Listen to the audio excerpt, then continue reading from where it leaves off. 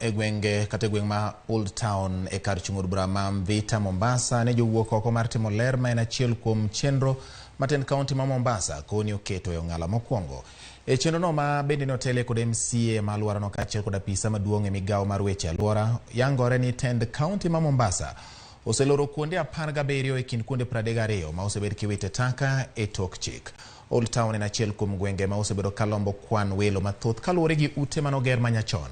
To kata kamano wachido kod timbe jore ma osebedo kanikuro osekelo luoro ne welo matimo limbe kanyo. Jodago bende oyuak ne piny owacho mondo mi orange wach teini ma osebedo ka ok liel kod apeini magikoni richo e alwora no.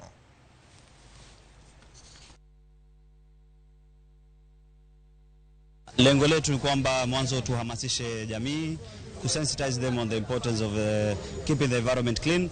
Na pia another very important thing we're doing is we are trying to encourage community volunteership.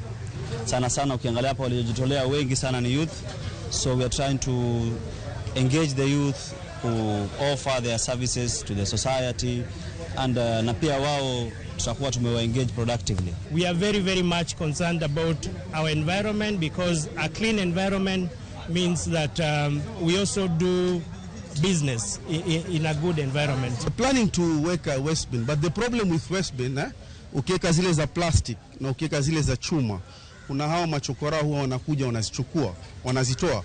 We tried it in 2019. To make a lot of waste bin, but we found out ikiwa ni usiku, ikiwa ni asubuhi, the chokoras wanakuja wanazivunja. 75% za Old Town haziwaki. So tunaomba Bwana Gavana mtushughulikie jambo letu la Old Town kuhusu habari ya taa na barabara, ni kitu muhimu sana.